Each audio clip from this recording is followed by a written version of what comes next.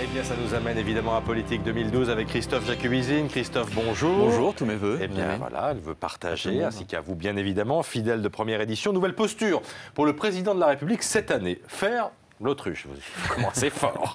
Voiture brûlée, nombre de chômeurs. Le président nous dit que tout va bien. Oui, Christophe, je ne sais pas si vous avez eu l'occasion de regarder le président, les vœux du président, vendredi soir à la télévision. J'ai été un peu surpris par la tonalité du discours. On l'écoute. La récession fut moins sévère et d'une durée plus courte que ce que connurent nombre de nos partenaires. Et l'année 2011 s'annonce comme porteuse d'espérance. La croissance revient, les grandes réformes engagées commencent à porter leurs fruits. Alors c'est la positive attitude, hein. C'est-à-dire que c'est bien d'être optimiste, ceci dit, quand on est président, mais ce qui est encore plus intéressant, c'est que derrière, tout est fait pour que le président ne soit pas contredit. Commençons par les chiffres du chômage, vous le disiez.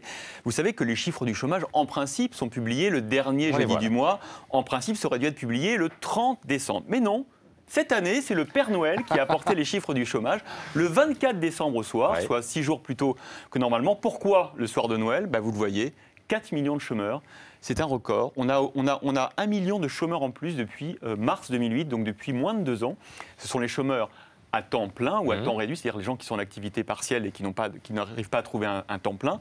4 millions de chômeurs, évidemment, c'était plus discret de faire passer ça avec les cadeaux de Noël. Les Français n'étaient pas très attentifs. Donc ce chiffre-là, il est dans passé la neige, pour dire les choses. Dans la neige, en plus, voilà. Alors, c'est passé un petit peu incognito. Alors, autre stratégie de communication assez discrète, je crois que c'est le chiffre des voitures brûlées. Il y en a toujours beaucoup, évidemment, au moment de la Saint-Sylvestre. Eh bien, on ne l'aura pas. C'est simple, maintenant, il n'y a plus de chiffres. Alors, officiellement, il y a une bonne raison, officiellement, quand même, il faut reconnaître les choses, c'est que de ne pas provoquer une surenchère entre les villes ou les quartiers. OK. Sauf que officieusement, évidemment, ça permet de ne pas voir le chiffre augmenter d'année en année, surtout quand on mobilise, écoutez bien cette année, 53 000 policiers et gendarmes, c'est presque 10 000 de plus chaque année.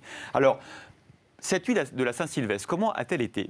Brice Hortefeux, le ministre de l'Intérieur, nous l'a dit samedi matin, il nous a rassuré.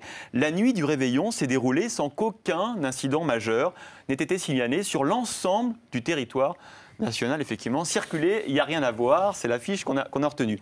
Sauf que ce week-end, les syndicats de policiers nous ont signalé de nombreux actes de violence commis. Et pas des moindres. Et pas des moindres. Au Blanc-Ménil, en Seine-Saint-Denis, l'animateur d'une soirée privée, un DJ, a été roué de coups. Il est aujourd'hui dans le coma.